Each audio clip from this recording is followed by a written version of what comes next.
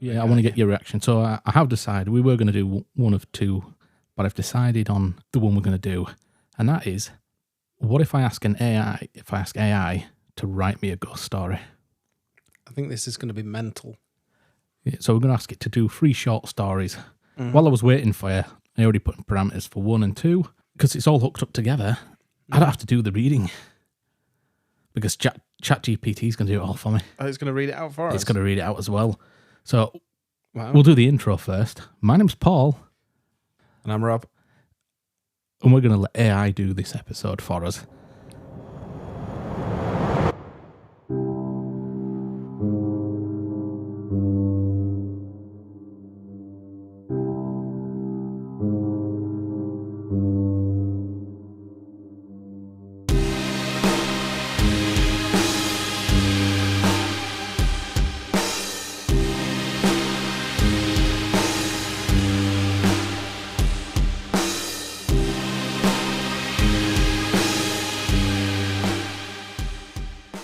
Yeah, so already put in the first request, so I'm going to ask it to read aloud now.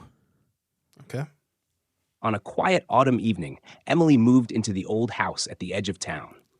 It was a large, creaking place with peeling wallpaper and dusty windows.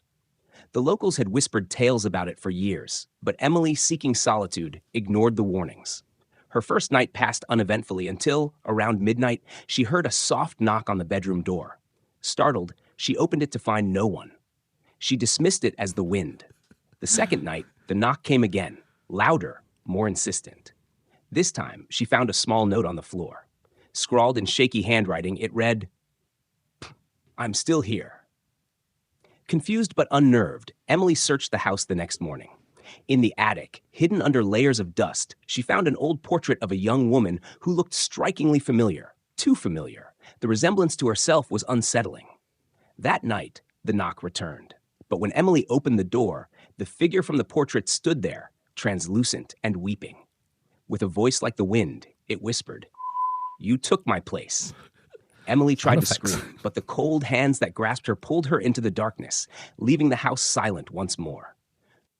So that was story number 1. So look, I've asked for short stories. Yeah, I'm going to say it was extremely short. Extremely short.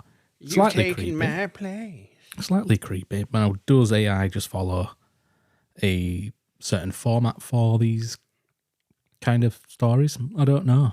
But I thought that was quite interesting. If I read that on Facebook, I'd be slightly creeped out. Yeah.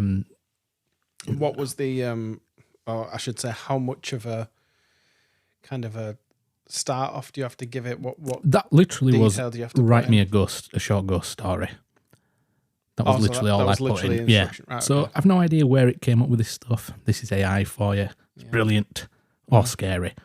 So the second one, I put a little bit more into it. I said, write me a funny ghost story about a guy named Claude. Claude. So, just no reason, just random stuff. Let me find the play. There it is at the bottom. So this is a ghost story about a guy named Claude. Claude had never been the bravest guy. In fact, his friends used to joke that he was afraid of his own shadow. But when he inherited his great-uncle's spooky old mansion, Claude figured it would make a good conversation starter. Plus, free house, right? The first night in the mansion was uneventful. The second night, though, Claude noticed something odd. His leftover pizza kept disappearing from the fridge. He was sure he hadn't eaten it all. "Weird," he muttered, chalking it up to forgetfulness. But then came the third night. Claude was brushing his teeth when he spotted a translucent figure in the mirror, hovering behind him. Startled, he spit toothpaste everywhere and turned around. "Whoa, easy there," said the ghost, raising its hands. "I'm just here for the pizza." Claude blinked. "What?" The ghost, a pudgy guy in a tattered suit, floated casually toward the kitchen. "Yeah, I've been haunting this place for like a century. Boring work. So when I saw you brought pizza, I thought, hey, why not make a friend?" "You've been eating my pizza?" Claude sputtered. The ghost shrugged. "Guilty. By the way, I'm Jerry. Nice place you got here now. But man, those haunted rumors? Totally blown out of proportion." Claude couldn't believe what he was hearing. "You're haunting me? For pizza?" Jerry nodded solemnly. Ghosting is a hungry business, my dude. From then on, Claude made sure to always leave a couple of slices in the fridge. He and Jerry became unlikely roommates, spending evenings watching TV and arguing over toppings. As it turned out, being haunted wasn't so bad. At least not when your ghost was more into pizza than poltergeist stuff. Okay, that was funny-ish. Pizza normal activity. Yeah. Pizza normal. Oh, yeah. Oh. There's a YouTube short in the making. Just somebody throwing pizzas at people. I'm a ghost. People getting dragged out of bed For pizza. to a pizza leaflet in the hallway. Just being dragged down bottom of the stairs where leaflet just lays open. No. A circle drawn around the pizza at once. I want pizza. I want margarita. That's not a pizza. That's cheese on toast. Yeah. Yeah. Cheesy bread. Let's start an argument. Hawaiian is the best pizza. Agreed. Okay, that was a short argument. Oh, I thought you meant start an argument with the listeners. The who listeners, can't argue back. Now we have option number 3. Is this where we're going to input something now? Yes. Create a new one. Yeah. Violent ghost story. Oh, I don't think we want to go violent. It's a kid-friendly podcast. No, it's not. You know what? Actually, I have an idea. Write me. Well, yeah, kids listen. Shout out to all the kids listening. Skibbity. Write me a short story about a cop who sees a UFO. Oh my God, it's just going to be that. And then Todmorden. Then 40 years 1980. later, some jackass on a podcast says that the cop was on drugs. 1980s Todmorden. Yeah. Todmorden, 1980. A police officer. A derper. Officer Mike Dugan was patrolling the back roads outside of town when he saw it.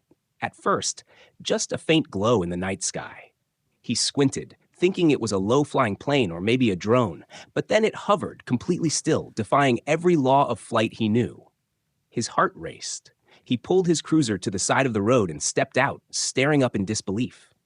The object wasn't just hovering. It was massive, silently spinning above the trees, casting an eerie green light over the fields. Mike fumbled for his radio. "Dispatch, this is Dugan," he said, trying to keep his voice steady. "I've got something in the sky. You're not going to believe this, but it's not a plane." "What do you mean, Dugan?" came the dispatcher's reply, half amused. "I don't know what I mean," he snapped, eyes locked on the craft. It's just sitting there. No sound, no wings. It's not from here." Suddenly, the UFO shifted, lowering closer to the ground. Mike's heart pounded as a beam of light shot down, illuminating the road just ahead. He drew his gun instinctively, though he knew how ridiculous it was to aim a sidearm at something that could defy gravity. Then, just as quickly as it had appeared, the object shot straight up into the sky and disappeared into the stars, leaving Mike standing alone on the empty road, bathed in silence. For the rest of the night, he sat in his cruiser, hands shaking, staring at the sky. He didn't call it in again. Who would believe him? Okay. Certainly not the UK government or the UK police forces. Yes, they just send them for psych evaluations and... You'd be visited by a guy from the Ministry of Defence and then you'd be out of a job. Yeah. I mean, so far these have been quite interesting. Yeah. I'd try and get one a bit more violent if I were doing them, but like you said, kid-friendly podcast. Kid-friendly podcast. I do have one more idea, though. This is going to be interesting, isn't it? Write me a ghost story where a ghost becomes best friends with cheese. It's going to be funny. Okay. I hope it's going to be funny. He says it's going to be funny, so... Oh, and it's going on. That's a short story. This is a manuscript. I never thought I'd start a Saturday morning sitting across from Bigfoot, but there I was, in a tiny diner on the edge of the woods, sipping coffee and watching the big guy struggle with a fork. It all started when I went camping the night before. I had just settled into my tent when I heard some rustling outside. Naturally, I assumed it was a raccoon or a bear, but when I poked my head out, there he was, 7 feet of fur, standing in the moonlight. I froze. He froze. And then, to my surprise, he spoke. "You got any food?" he rumbled in a deep, gravelly voice. I blinked. You're Bigfoot," he sighed, scratching his head. Yeah. Can we skip the whole mythical creature thing? I'm starving." So instead of running, I did the only logical thing. I invited him to breakfast. And that's how we ended up at Rosie's Diner, where Bigfoot was currently trying to figure out the mechanics of pancakes. "These things are tricky," he grumbled, stabbing at a stack. "How do humans eat with these tiny tools?" He gave up on the fork and picked up a pancake with his massive hand, taking a huge bite. I couldn't help but laugh. "You're really not used to this, huh?" Bigfoot shrugged. "Do you know how hard it is to find decent food in the woods? People think I live on berries and stuff, but honestly, I'm sick of it. What I wouldn't give for a cheeseburger once in a while." "Well," I said, taking a sip of my coffee, "next time, just knock. I'll make sure I have something in the fridge." He gave a low chuckle, his sharp teeth flashing in a grin. "Appreciate that, pal. Not every day you meet a human who doesn't scream and run." We finished our breakfast in relative silence, aside from the occasional crunch of bacon and the scraping of a plate. When we walked out of the diner, he turned to me with a nod. "Good breakfast," he said. "I'll be seeing you around." And with that, he lumbered off into the trees, back, leaving me standing there, wondering if I'd just made a friend or if I was still dreaming. Either way, I was definitely stocking up on cheeseburgers. Wow. Those mushrooms are strong. So that was my breakfast with Bigfoot. Wow. Now, I said these are all ChatGPT. These are all based on real things. No, I'm joking. This is a true life story of the time I met a guy dressed as Chewbacca in woods. Yeah, that time I had breakfast with Chewie. I mean, I think these are. I mean, it's imaginative. I mean, it's using my imagination, but then it's writing a story about it, which is very imaginative in itself. So how much of a prompt do you have to give this machine? Well, I just put in, write me a story about my breakfast with Bigfoot, and it comes up with the rest. All right, let me have a go then. Have a go. Is it writing it? Don't endorse anything Robert puts in. A lot of you will, though. It began on a foggy autumn night, the kind where the mist clung to the streets of Bradford like a shroud. No one knew where the ship came from or how it had found its way so far inland. But when the first eerie glow appeared over the river air, the town was never the same. Old Sam, the night watchman down by the docks, was the first to spot it. He'd been sitting in his small cabin, sipping tea and fighting sleep, when a cold wind swept through, carrying with it the sound of creaking wood and fluttering sails. He stepped outside, his breath freezing in the unnatural chill, and there it was. A massive, decaying ship with tattered sails gliding silently up the river. The ship's hull was rotted, its timbers black with age, but what struck Sam most were the figures aboard. Shadows, hundreds of them, stood at attention on the deck, their empty eyes glowing faintly in the dark. The ship, with no anchor or chain, stopped at the riverbank. Sam ran, his legs trembling with fear as the mist thickened around the ship, spreading into the town like a poisonous cloud. As the fog rolled in, strange things began to happen.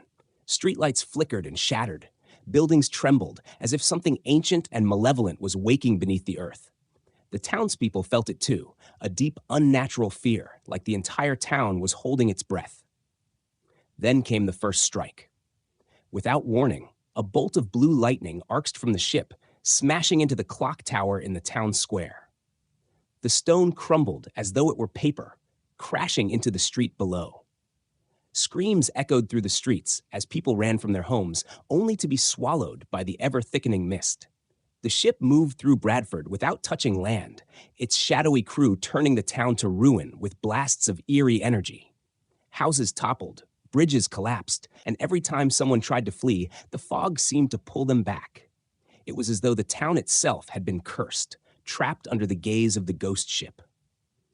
At the center of town, Mayor Hargrove tried to organize a defense. Armed with what little they had, a handful of brave souls stood their ground in the town square. But when the ship's captain appeared, everything changed. He stepped from the mist, a towering figure draped in ancient sea-worn robes, his face nothing but a hollow skull. His voice echoed like a distant storm as he raised his skeletal hand. "We've come to reclaim what was taken, and Bradford will pay the price." No one knew what he meant, but there was no time to ask. The captain's hand came down, and the final strike hit the heart of the town.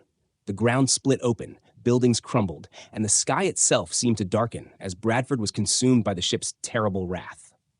By morning, the ghost ship was gone, vanished as mysteriously as it had come. All that remained was a smoldering ruin where the town once stood, and a chilling whisper in the wind, a reminder that some debts, once made, are never forgotten. And somewhere, far away, on a distant shore no map could chart, the ship sailed on, looking for its next target. Leeds. Yeah, that's Bradford, Illinois, by the way. Oh, was it? I don't know. Oh, it said the reverse. So Yeah, I know. Yeah. if you live in Bradford, you completely. Oh, what's that? I liked that one. That was good. That was actually really That was dark. really good. Yeah. And pretty good. Dark enough for Rob. Yeah, yeah. Not too dark. And still, Yeah. you know, kids could listen to it. They might get a nightmare about ghost ship consuming them. Face But it, there are no kids that listen to this. no, they're right. Well, apart from grown-up kids. Skibbity. You got to keep it simple. Got to keep it friendly. You just don't want the controversy. No. He says after week doing Irish accents, much to the disdain of the Irish people. There's nothing wrong with my Irish accent. Except it's crap. Except it sucks. I think Bolton Woods is an actual woods. Yeah, no, that's the best part. Bolton Woods. It was supposed to be a fun night out. A group of students from Bradford College had decided to head to the Bolton Woods area for a bonfire and a few drinks. The air was crisp, leaves crunched underfoot, and the woods were quiet. Too quiet, some of them thought. But they brushed off the unease, figuring it was just the atmosphere.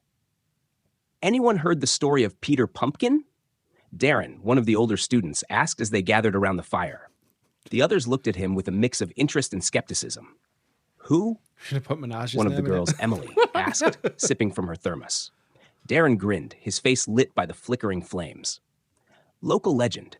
Peter Pumpkin was a farmer from way back, lived just outside these woods. They say he went mad one autumn after his entire pumpkin crop rotted overnight. Something about a curse. Anyway, he started carving pumpkins with these twisted faces, but then he started wearing one. Said it helped him see clearer. Creepy, another student muttered, glancing nervously at the dark tree line. Darren's grin widened. One night, Peter disappeared. Some say he died out here, got lost in the woods. Others say he became part of the curse. They call him Peter Pumpkin now, the ghost of the woods. People claim to see him wandering, carrying a lantern made from a pumpkin, hunting anyone foolish enough to be out here on Halloween. Nice try, Darren, Emily scoffed. You're not scaring us. But the mood had shifted. The wind had picked up, rustling the trees in a way that felt off. The shadows seemed darker, deeper, as if the woods themselves were listening. Suddenly, a sharp snap echoed from the trees. The group fell silent, eyes scanning the edge of the clearing. Another snap, closer this time. Probably just a deer, someone mumbled, though no one seemed convinced. Then, in the darkness, a faint orange glow appeared. At first, they thought it was another student playing a prank. But as the glow moved closer, they saw it wasn't a flashlight or a lantern. It was a face, a grotesque carved pumpkin head with jagged eyes and a wide, toothy grin, illuminated from within by an eerie, flickering light. And beneath the pumpkin mask, the shape of a man, tall, gaunt, and moving silently between the trees. Run, Darren shouted, but it was too late. Peter Pumpkin was fast. He moved like smoke, appearing and disappearing between the trees, his lantern-like head bobbing through the darkness. The students scattered, screaming, crashing through the undergrowth in a desperate attempt to escape. But no matter where they ran, the orange glow followed. One by one, they were picked off, their screams swallowed by the night. Darren tripped and fell, the last of the group to go down. As he struggled to his feet, he saw the glowing pumpkin face appear before him. Inches away, Peter Pumpkin's voice was a rasping whisper. You shouldn't have come. The pumpkin head tilted, the flickering light inside casting long, twisted shadows across Darren's face. Then everything went dark. By morning, there was no trace of the students. All that remained in the clearing was a circle of ashes where the bonfire had burned, and a single, carved pumpkin left in the center, its jagged grin glowing faintly in the dawn light. The legend of Peter Pumpkin lived on, and the Bolton Woods remained a place where few dared to tread again. I like that one. That was great. These are proper campfire stories. Oh, yeah. Sort of stuff that people tell while burning marshmallows Yeah. to a crisp. You heard the one about Peter Pumpkin? He Yeah, murdered a bunch of college students in the woods. Yeah. Bradford College students? You were those students. Oh, dear me. I'd be honest, I mean, these turned out better than I thought they were going to do. I expected disasters. Yeah, you know what? They're all right, weren't they? Yeah. Pretty good indeed. So that was some AI stories about So the rather than supernatural. Paul versus the paranormal, that was Paul versus the chat. What's it called? ChatGPT. ChatGPT. That was Paul versus the AI-Paranormal. Yeah. So, Oh, it wasn't very paranormal. no, I mean, something different. Yeah. Bit more light than usual. Yeah. I was coming over expecting to talk about like ghosts and stuff like that.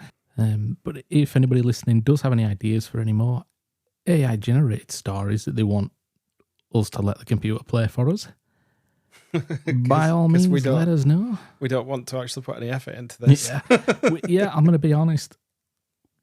I've got no issue with effort, but today it just felt right. Yeah, I've enjoyed it. It's been, like you said, somewhat different. Yeah, I think so. I'm just going to ask it to write me an outro.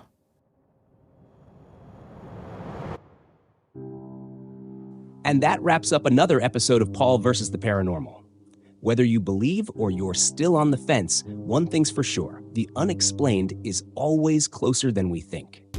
If you enjoyed this dive into the strange and supernatural, be sure to hit subscribe and leave a review. It helps keep the mysteries coming. Got a story of your own or a paranormal topic you want me to tackle? Reach out on social media or shoot me an email.